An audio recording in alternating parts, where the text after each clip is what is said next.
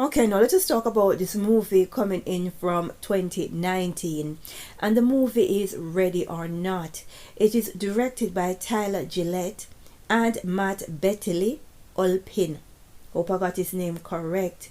It stars Samara Weaving, Mark O'Brien, Adam Brody, and Andy McDowell. Now, people, with everything that we do, we need to exercise critical thinking. We need to connect the dots and most definitely ask questions, because Hollywood is showing you their hand. Now, when one of my subscribers recommend that I watch this movie, when me and the team saw it, we couldn't believe what we were watching. We simply could not believe. Right? In a time, in an era when there is so much information, I cannot believe people is walking around in ignorance as to what is going on. We've got so much missing children and missing young people, and so many of you out there cannot put the pieces together. You cannot connect the dots and understand what is happening. Now, this movie is showing you generational curse. It is showing you generational wealth, old money, right?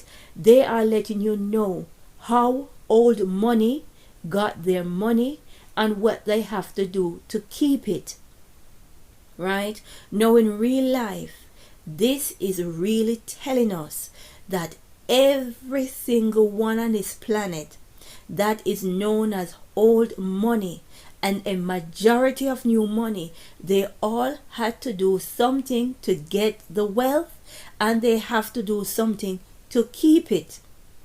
What is it that we can do to get it into your head, to spell it out, to let you understand that this is going on, and it has been going on for centuries, right?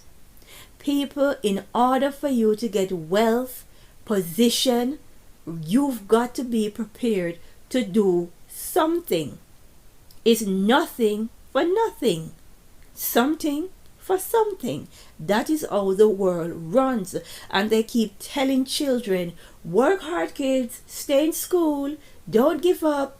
But what they're not telling them is how spiritual this world is. What they're not telling them is what people are doing to get money and to keep it. They left that part out. Now, at the start of this movie, the character known as Grace, she is given quite a few red flags to run, right? But she's so anxious to have a family of her own. She don't want to be living in sin. She wants to do the right thing. And going to her husband's family estate to get married is just a dream.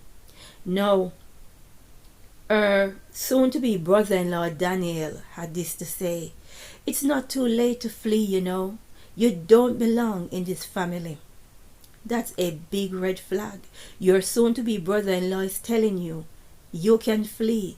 Okay? Not good. Now, Grace, who is from a foster care situation, is so anxious, and this is what she says: I can't believe that in half an hour I will be part of the Lidomas gaming dynasty empire. Now, the name Lidomas is quite a clever play on word, because we could say dumbass, right? Because that's exactly what these people are.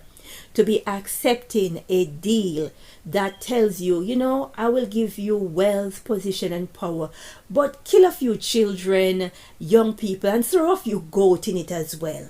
Right? Now imagine you are well dressed, you look good, and this entity is going to tell you, dress on up and drink blood and kill children. That's too much work. If they want blood, why don't they go and kill for themselves? Now that is more sensible. Why would you accept a deal from an entity that is telling you to go out and kill something that you are not used to? Right? Something that goes against your humanity. It would have been best to seek the other side and hear what the other side has to say before agreeing to the deal that tells you you should take part in all sorts, right? All sorts of activity that goes against your humanity. right? Who does that? But they are showing you in the movie, right? They are showing you old money. And there's quite a lot of families out there like this one. And notice it surrounds two brothers, right? And in today's world, we have a wealthy family where one brother eventually marries and he took his bride away from his family. They don't even live in the country. And we're seeing quite a lot of wealthy family members are getting married and they're not returning to their families. I wonder what's happening there. Let us continue because the red flags just keep on coming. Now, Daniel and Grace, they were taking pictures together. And this is what Daniel says to Grace. Don't take it personally. They're just trying to figure you out. If you're a gold digging whore, like my wife, come on now, right? You just cannot imagine that people would put themselves in this position knowingly, right? And that these family would accept this deal generation after generation, and no one don't say this is too much, we don't need this, right? It's moving from animals to children drinking blood, all sort. Where do you draw the line? All in the aid of money and position, all in the aid of things you're gonna die leaving. You cannot take your wealth with you, right? You cannot take it with you, so therefore it is not important, right? Now we've got another conversation between the brother Daniel and his wife, and this is what the gold digging whore has to say. She's pretty enough in a last call at the dive bar kind of way, but she'll never be one of us. And Daniel says, of course not, dear. She has a soul. Wow. Understand the times that we're living in, right? And this movie is so telling, right? And the character Grace, which the name means God grace or charm and goodness, right? And Daniel means the name God is my judge, right? Very powerful name. And if I was about to marry and I have a Aunt Elena, the one in the purple, looking at that woman alone would stop my wedding, as I would not go through with it, right? Now, the best part in the movie is when they thought they were going to kill Grace, they were going to sacrifice her, and they were saying their chants in Latin, and they were passing around the goblet to drink the blood, and they all choked. Now I'm telling you, all of you out there that is getting ready to drink blood and to sacrifice, that's what's going to happen to you. Y'all gonna choke, right? Now may God help you all.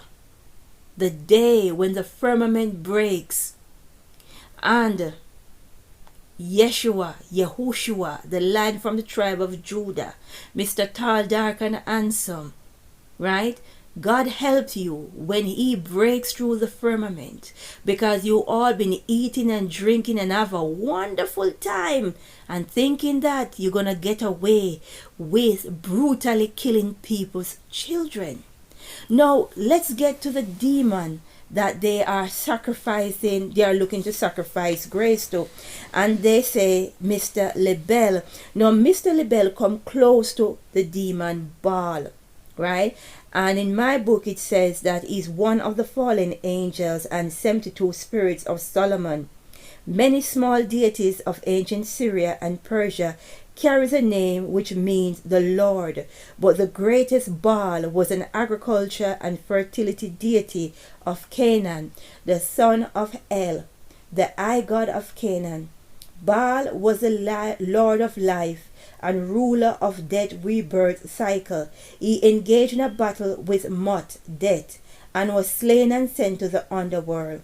Right? That's just a little bit about the entity that I suspect that they were sacrificing. And I do believe that Baal is Lucifer, because in different stages in history, these entities take on different names, right? So I think that Baal is another name for Lucifer, Gadriel, Satan, the devil, whatever name the pervert goes by these days. Now, when Andy McDowell's character was explaining to the kids what they are going to do, and listen to this. Our family has a very special friend named Mr. LeBale. Mr. LeBale is the reason we have all the nice things we have. But sometimes Mr. LeBale wants something from us in return. That is not a very good deal, right? That's like a prostitute and a pimp, right? Understand the times that we're living in, and that these are the things that are going on right now on this earth. And there are people out there that they are making deals, and they try to make it so light, right? They try to sweep it under the carpet. No such thing. You're being superstitious. But if there is good, there is bad. If there is dark, there is light. Understand where we are in this world. Understand what is happening. No, the gold digging whore, no, she has something to say, because she's determined to kill Grace's character. And she even goes far to kill her own husband. I'd rather be dead than lose all of this from her very own lips, because she's coming from a very poor family, and she was ready to sell her soul, even though she knew what she was getting involved with, unlike Grace. Pay attention, people, and understand. We need to pray and say, glory be to the Most High.